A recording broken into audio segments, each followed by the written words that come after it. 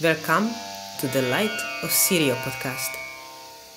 My name is Dori Fari and I will speak with a realized spiritual master about his views on life and the topic of spirituality.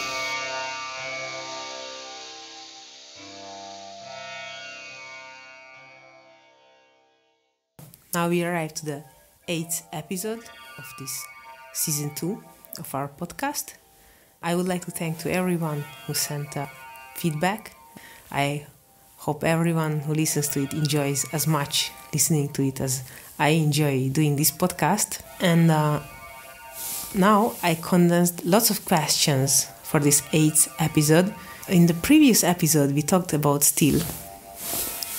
about the wheel of life. This wheel of life, we all know it. we who do this podcast and those who listen to it, because it just surrounds us and we are into it. So lots of questions about how the wheel of life, the wheel of transmigration can be broken. And also we have a question very much connected to this, which first seemed very trivial to me, but anyway I think it's very good to ask, because we never know what the master will reply. What's the difference in between spiritual awakening, enlightenment, and liberation? So should I answer? Well, this question was put, so I think it's good if you answer something. Each one may talk about these topics in his own way, according to his own experience. What I say is according to my experience. I don't mean that my experience is for everybody, that my explanations might be accepted and everybody has to agree with my point of view. I don't pretend any of this. What I talk is always from my own experience and also from the experiences of my masters, as I heard them talking about it, and also as I've been reading from so many enlightened people, so many great masters down in the course of history. What is a spiritual awakening? A spiritual awakening is not the same for everybody. Nothing is the same for nobody. I can say that there is a spiritual awakening, different spiritual awakening for every person. In my understanding, as far as I've been seeing with myself and with people with whom I've been interacting in these 51 years I am on the path, I can say that a spiritual awakening is when your perception of reality shifts a little bit at least. It might be more, it might be less, according to each individual. But is when you begin perceiving something, experiencing something which is not from the mind, not from the senses. It's not something that you hear, it's not something that you smell, it's not something that you taste, that you see, that you begin perceiving a different reality, a different perception of reality. It's a current, a spiritual current that enters inside of you, and you begin feeling strange. I never felt like this. What is this?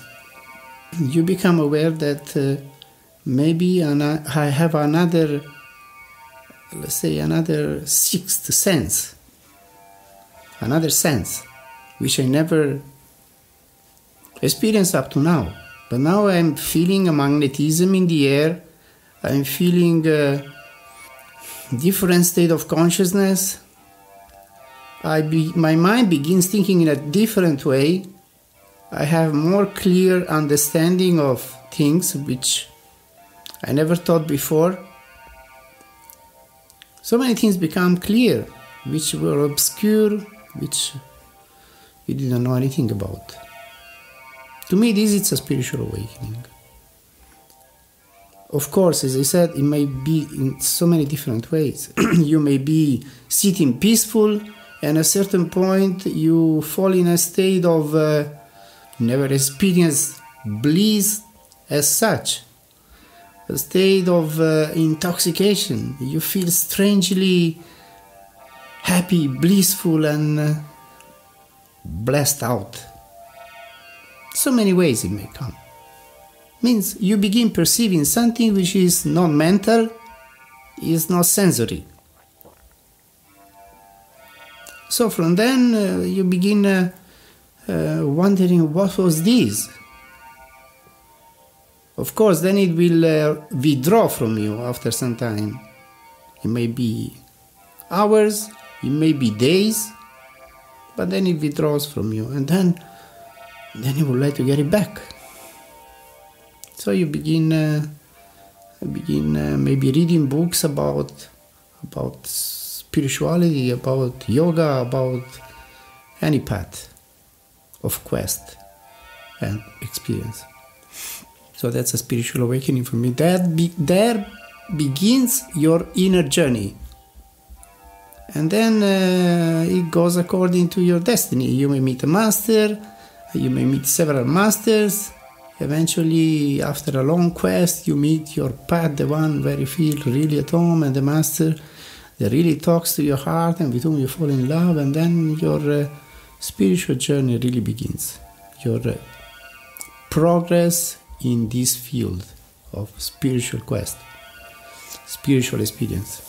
So this is spiritual awakening and coming on a spiritual path, and from there, starting your inner journey.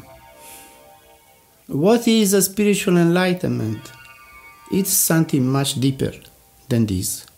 Spiritual enlightenment in which, again, I've been reading from so many people about their experiences of spiritual enlightenment. So I know that it's different for everybody. It's very similar in the substance, but not in the details. In the details always varies. It's always different for everyone. Because that's the beauty of life, that nothing happens in the same way with nobody. Everyone has his, her own peculiar way of experiencing things. Like, if you go and look at the masters of the past, the Buddha is understood to be the great enlightened person. Like, if you don't know anything different, then it may seem that the Buddha was the only enlightened person, because that's what stands out from his experience. At some point, after 6 long years of quest and practice, of asceticism and austerities and fasting and this and that, fed up with all of this, understanding that these extremes were not taking him where he wanted to go, he began his quest looking for an exit from this wheel of sufferings which this life in this world brings to every human being. Sickness, old age, death. He wanted a way out from this. That's how and why his quest for a way out began. Then he went on for 6 years doing austerities. Eventually he sat below this famous tree. There he had this experience, which is an out-of-body experience. Of course, everybody has concepts and ideas about how it was. And if you see movies, in different movies, they describe it in a different way. They try to show it in a different way.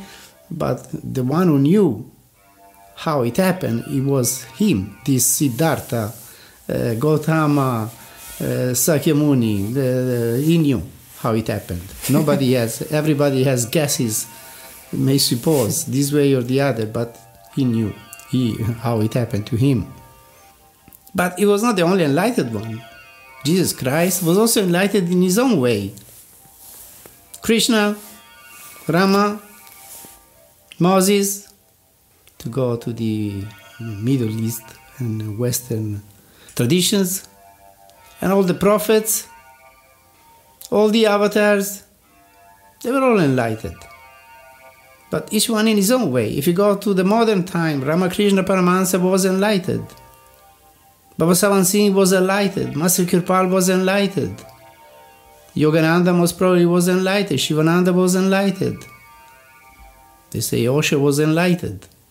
Krishnamurti was enlightened. But if you read their description of their enlightenment, they're all different.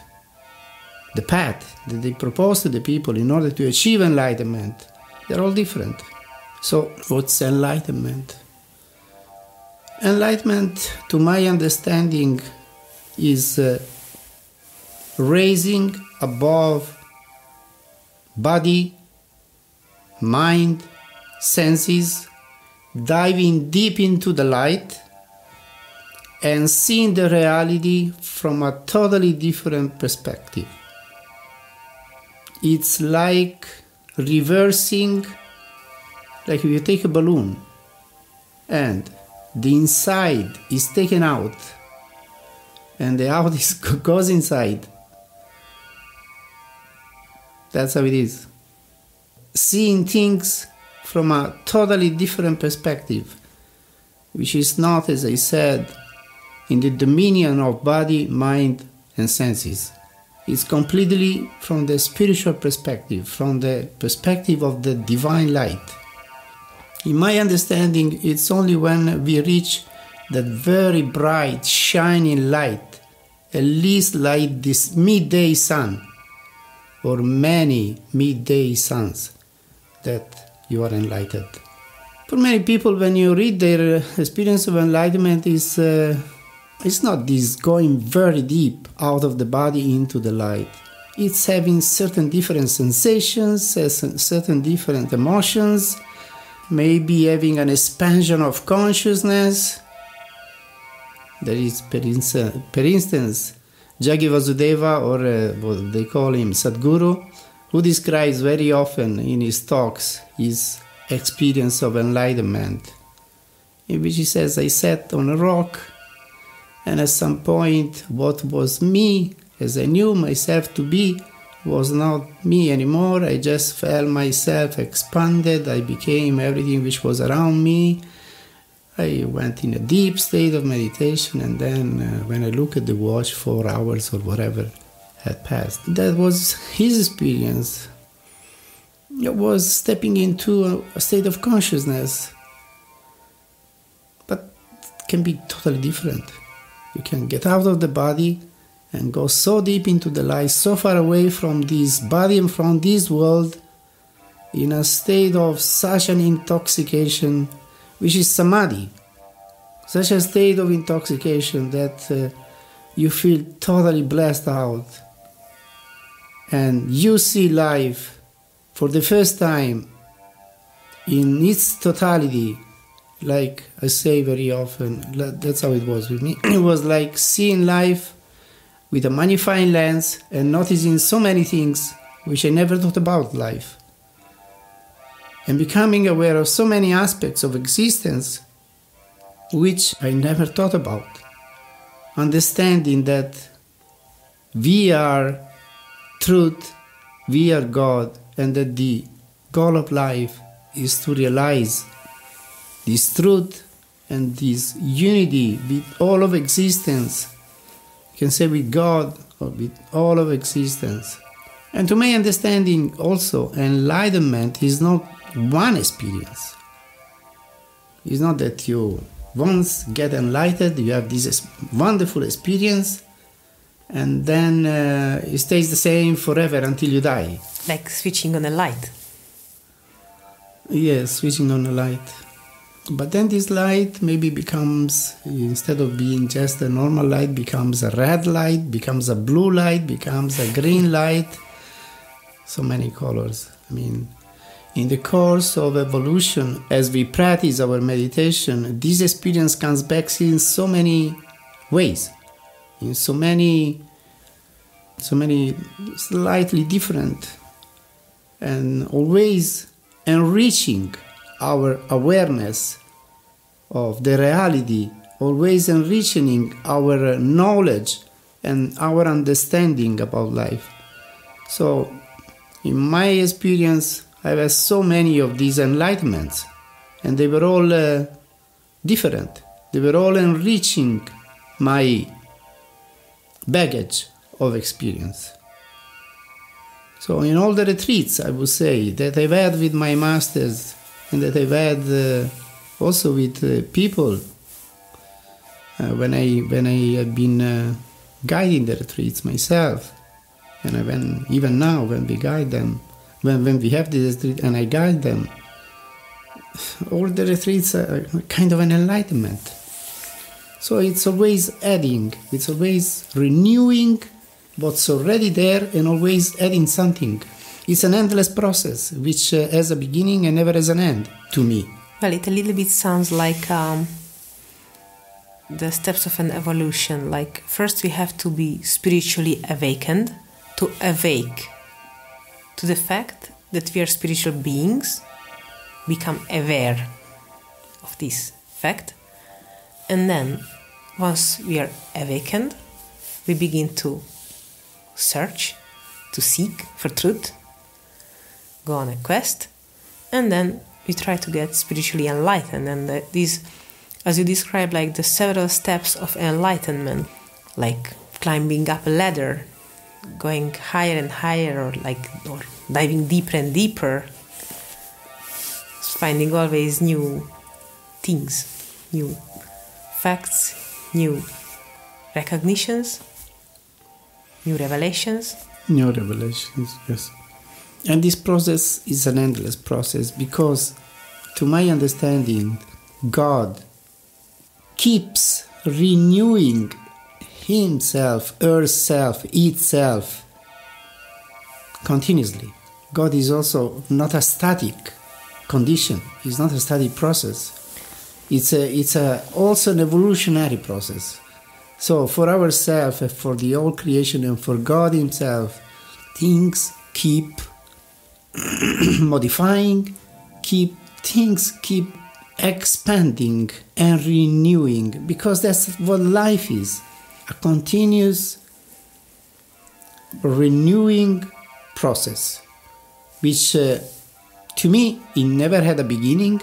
We like to see beginnings. We like to understand that things have a beginning. The alpha and the omega. In this world, things have a beginning. Mm-hmm. In the spiritual world, it's an ongoing evolutionary process. Infinite, which never had a beginning and never will have an end. In this universe, in this physical world, things are born, live for a certain period, and then die. All the kingdoms of life in this world, like the mineral kingdom, like the vegetable kingdom, vegetation, animals, humans, here everything is born, lives for a certain period, and something happens and dies. Also, this planet was created, definitely it was created, this planet. It will have a certain lifespan and then it will die. This solar system has been created, will have a certain span of life, and then it will die. It may be trillions of years for this, but that's how it's going. The galaxies, they die. I have a very difficult question. We were talking before about the wheel of life, and I thought, okay, we're going to get to the liberation when we get liberated from the wheel of life. But as you describe the process of spiritual enlightenment, and you say that it has never had a beginning and it doesn't have an end, it never has an end. It's like an infinite, endless process. We have in this physical plane the wheel of life. Then on the spiritual dimension, we have the wheel of the spirit, which also seems like whirling in continuation in an infinite cycle. And if spiritual enlightenment is an endless process, then what is spiritual liberation? Or is there another higher level which we cannot perceive maybe? So we perceive our physical level, the wheel of life. Then maybe above the wheel of life, connected to it was the wheel of the spirit. And so what's above? Where is the liberation from this? Is there another wheel above? To my understanding and according to the teachings of my masters, spiritual liberation, and also according to the Hindu teachings, Buddhist teachings, and eventually I would say even the mystic Christianity and mystic Islam, also the Sufism. If you read Rumi, he mentions all this. He says, I was born as a mineral, then I became a vegetation, then I became insects, animals, then I became a human being. But it didn't end there. Then I became an angel, then I became a god, and eventually I ended up beyond space. So what is liberation?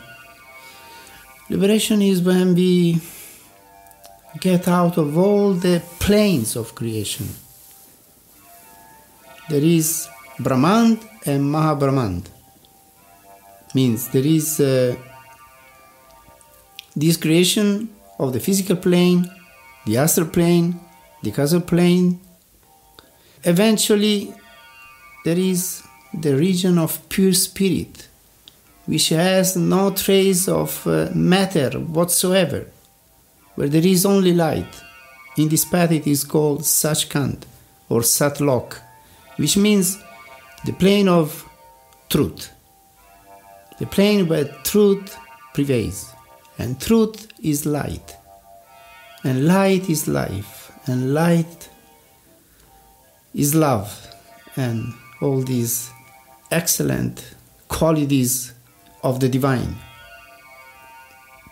So, according to the teachings of my masters, that's the place where we achieve liberation, which that means that if you reach that level of realization, if you reach Sachkhand or Satlok, then we are not compelled to be born in this world because of our desires, cravings, karmic bond.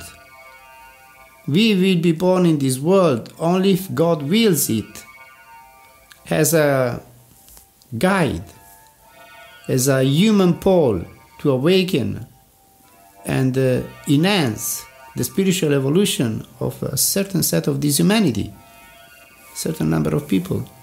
Some masters have few disciples, sometimes some masters have many, sometimes have lots. So according to our task, according to what we are meant to do, we will come in touch with certain people and enlighten their mind, help them in their evolution so that they can also get out from this wheel of transmigration, this wheel of life and death. And those spiritual entities who come back on the earth again, let's say who were liberated, they became perfect.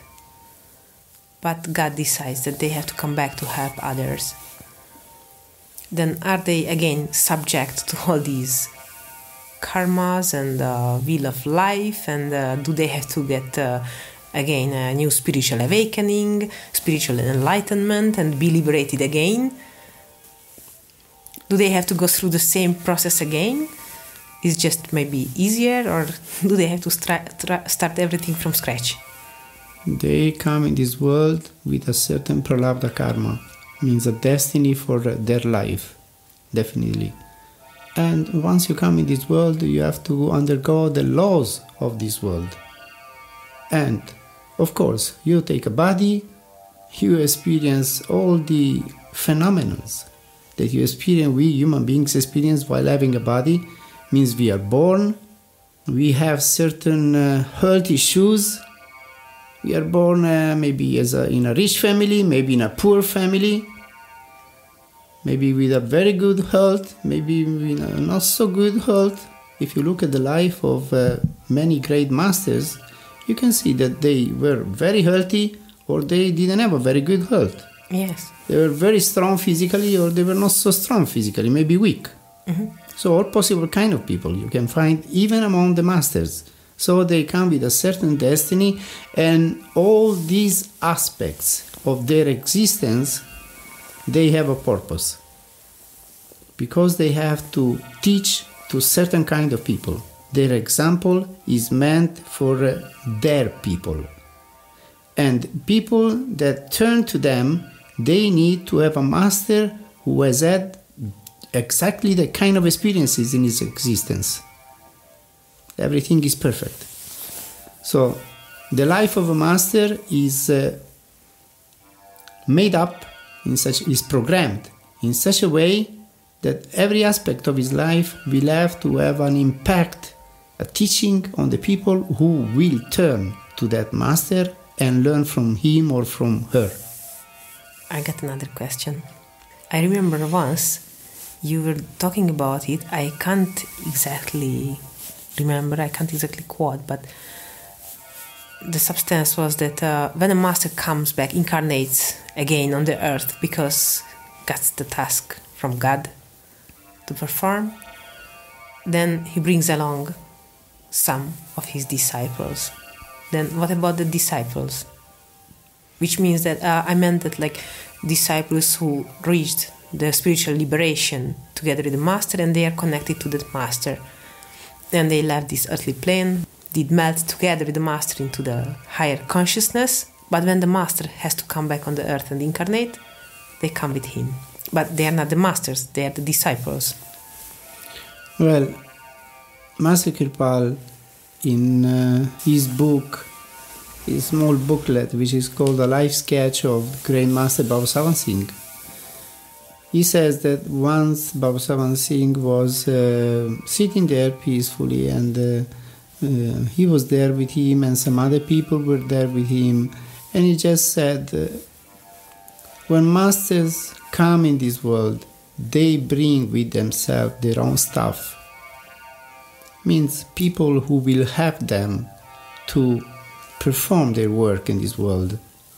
Because a master needs a certain number of helpers in order to perform his work. You see, for instance, a singer. There are so many people that sing in this world. Some of them are really excellent singers, but they never become famous because it's not in their destiny to become famous. Some become famous because of marketing strategies, because of they find some excellent helpers that introduce them in the field of in the world of music and market of music and all this. So they become very famous, they become very rich, very well known. I mean, everyone that performs a certain role in this world in which he becomes famous to a certain degree, he does it because he has people that help him in doing so. In the sports can be like this, in politics can be like this. The same is in spirituality. A master, in order to be successful in this world and to be well known in this world and reach many people, he has to have a very good staff, very good competent people that know how to do it and really want to sacrifice their life in order to help his master being known and help people take the benefit from associating with this their master. So also here, it doesn't mean that those masters who become very famous is because they are better than those who don't become famous, who are well known. It's because they have a very good staff, because they have very good people that are capable of bringing him out to the world. They have good strategies. I can say about myself, I am not famous in the world. Very few people know about me. Is because I never had a very good staff. Yes. I can see. Oh, I am trying my best. You're trying your best, and there are some other people who are trying their best, but it was not in my destiny to become famous in this world and to be well known. So it didn't come with that kind of stuff which would do this kind of work for me. But I don't understand my work to be less than any of those great in the sense that they are famous gurus in this world, who have maybe hundreds of thousands of followers or sometimes millions of followers. You know, I've been to many places where there are ashrams with gurus who have really hundreds of thousands of followers or millions of followers. And I've been watching, I've been seeing the quality of their work, of their spiritual work. Well, honestly, nothing to compare with the kind of work I do. Yet, they are famous in the whole world, they have so many followers, and I am not famous, and I have very few people with me, which I don't call followers, I call friends.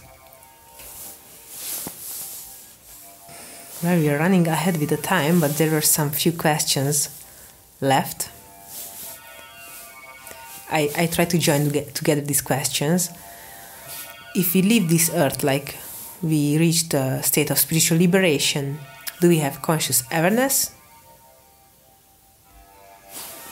If we leave, can you repeat the question, please? Well, it was a difficult question, very, very long, so I squeezed it together. So, when we leave this earthly plane, we go out from the physical plane, we reach the spiritual liberation. Do we have conscious awareness? Oh my God. This was the question. We have super conscious awareness if we reach liberation. But I think because this was a very, very, very long, it was just not like one question, it was a complete ladder.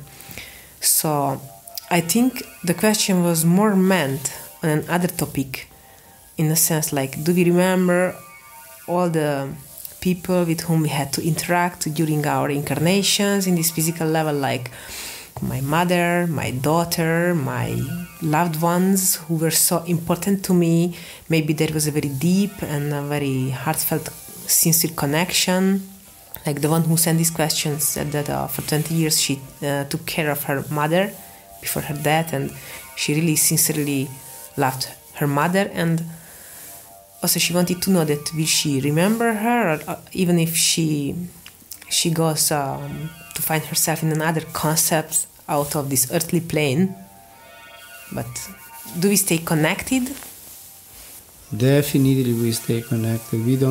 We are not born in a family because of a case. I mean, it's a well-planned something, and it's a very strong bond that brings us together in these relationships like mom, daughter, son. I mean, family relationship. It's a very long, strong bond. And we definitely meet on the spiritual side, let's say in the astral plane, in the causal plane, according to the evolution that we reach with that person. With that person or with those people with whom we have a strong bond, family bond. Look, when somebody has a master, when the person leaves this world, the main connection that he will have, it will be with his master and with the lineage of the path to which he belongs. The other strong bond will be with his family. But first is the spiritual family. Then is the physical family to which we belong. We are groups of souls that keep traveling together in the family, physical family, and in the spiritual family. So we keep coming back together. It's not by chance that we find ourselves following the spiritual path and going on this adventure with certain people. It's not the first time that we do it. So in the same way, it's not the first time that we have come into a family. There is a give and take, and we keep coming back, mostly in the same family. So in this world, we are with that family, and in the other world also we are with that family. Eventually, Also in the other world, there are places where we go to live. There are towns, where we go to live. Spiritual communities to which we belong. And when we are on the other side, for the period that we are on the other side, we live there. And we live together with those people with whom we were living down in here on this earth. Keeps going on like this. Interesting. So we have a strong bond with the physical family, and even much stronger with the spiritual family to which we belong. We are group souls that keep traveling together. But it's interesting, because it just came into my mind, like on this earth, in the physical plane, we say like humanity is like one big family. Yes, humanity is like a big family, but we don't have connection with all of this humanity. How many people are there on this planet? How many are we connected?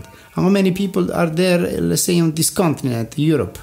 With how many of them are we connected? How many people are there in Italy? With how many people in Italy I am connected, or we are connected? In this town where we live, there are so many. How many do I have anything to do? Very few. I have to do only with those people with whom there is a karmic bond of some kind. Mm-hmm. The other people, I have nothing to do with them.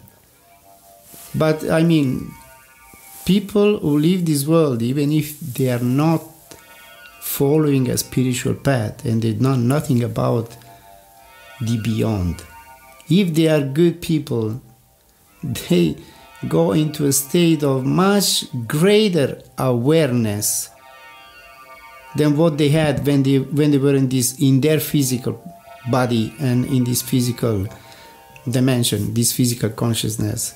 The awareness increases a lot, we can't imagine how much it multiplies when we leave this world and we go into the spiritual world, even if we didn't do a spiritual practice while we were in this physical plane and in this physical body. Thank you very much, dear Master, to reply all these questions. Now we have come to the end of this 8th episode. So I would like to let everybody know who follows the podcast that also season 1 consisted of 8 episodes, and now after concluding this episode we begin season 3. So we go back to talk about the personal life experience of Master Sirio after Master Kripa left the body. So we can listen. It's personally from him. And I appreciate very much all the comments and the ratings which you leave at the podcast. So thank you very much for all those who take your time and tiredness to do it. And I can encourage everybody to please do it, subscribe, leave a rating and a comment. And even though we close now this questions and answers season, I encourage you to, if you have any questions, send your questions to siriopodcast@gmail.com, because then after season 3 is planned to come season 4 again with questions and answers, when Master can reply all these questions. And now to conclude this last episode of season 2, we can again listen to a beautiful song written by Donna and sang by Master Sirio. Not unlike the podcast, where there were lots of questions, the title of the song is One Question. So eventually everything is many, questions are many, but in the end everything is one. So thank you very much, dear Master, and next episode comes after 2 weeks.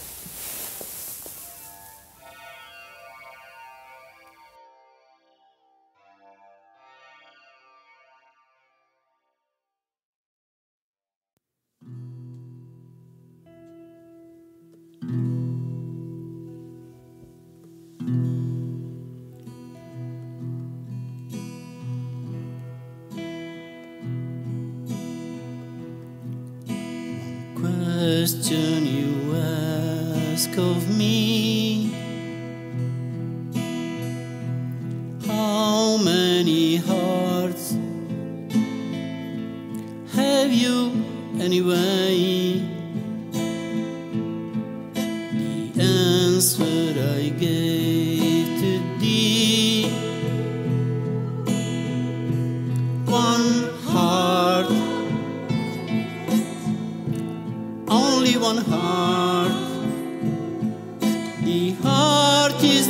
throne of God, but you feeling not with God, but with all kinds of worldly things. How then can you have room for Him in one heart? Only one heart.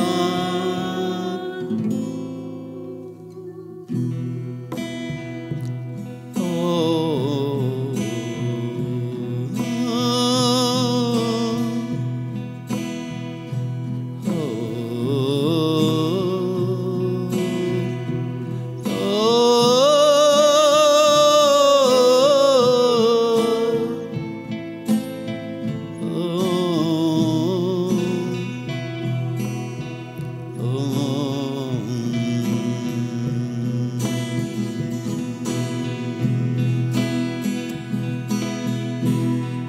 one question you ask of me: how many hearts have you anyway? The answer I gave to thee: one heart, only one heart. The heart is the throne of God, but you feeling not with God, but with all kinds of worldly things. How then can you have room for Him in one heart? Only one heart. Oh, Master, hear my plea. Lift me up so that I may see thy face, feel thy grace.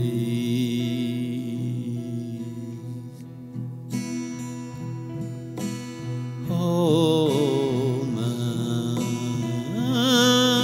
Master, hear my plea. Lift me up so that I may see thy face.